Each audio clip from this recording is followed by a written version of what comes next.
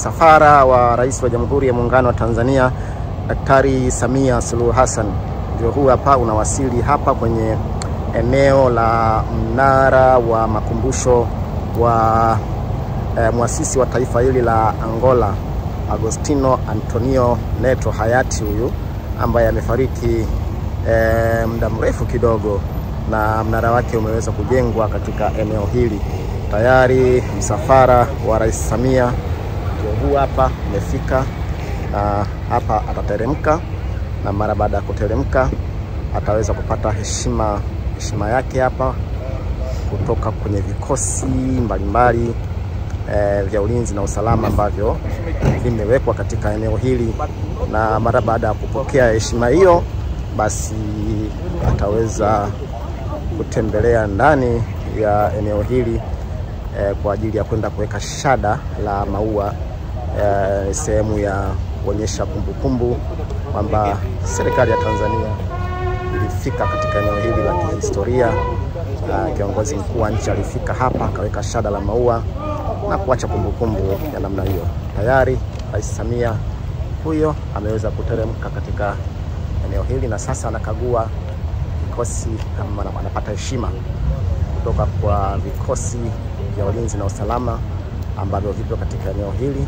Anakagua, na kisha maliza kukagua basi atasaini kitabu maalum ambacho kimewekwa hapa, na mara baada ya kusaini basi moja kwa moja ataelekea ndani kwa ajili ya kwenda kuweka shada la maua. Huyu hapa Rais wa Jamhuri ya Muungano wa Tanzania Mheshimiwa Samia Suluhu Hassan anasalimiana na viongozi mbalimbali ambao wapo katika eneo hili, na mara baada ya kusalimiana nao sasa anaingia ndani moja kwa moja kwa ajili ya zoezi la kwenda kuweka shada la maua.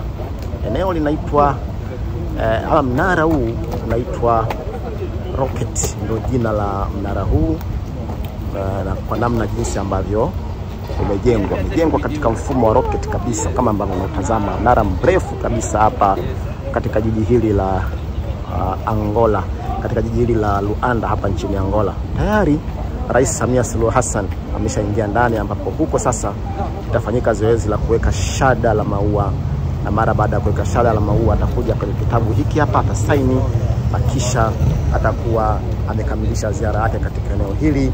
Na safari itakayofuata, maratiba inaonyesha kwamba baada ya kumaliza zoezi hili hapa ataelekea katika ikulu ya Angola kwenda kufanya mazungumzo tete a tete na mwenyeji wake Rais wa Jamhuri ya Angola. Ziara hii ya kihistoria kabisa Rais Samia anafanya mara baada ya miaka 19 tangu rais kutoka Tanzania kufanya ziara katika taifa hili la Angola. Hivi ni vikosi vya ulinzi na usalama kama ambavyo natazama, vikiwa na bendera ya Angola, lakini pia bendera ya taifa letu la Tanzania, kuashiria kwamba kuna uongozi mkubwa kabisa kutoka Tanzania umefanya ziara katika nchi hii ya Angola.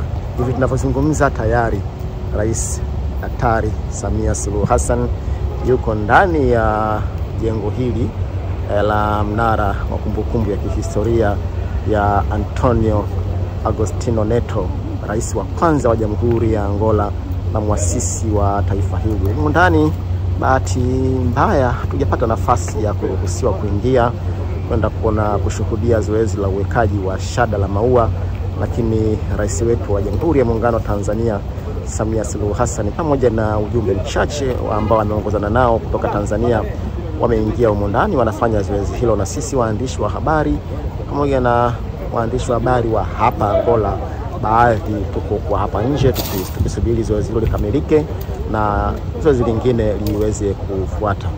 Bado tupo hapa katika eneo hili la mnara wa kihistoria, na kama ambavyo natazama ni eneo kubwa kulikweli.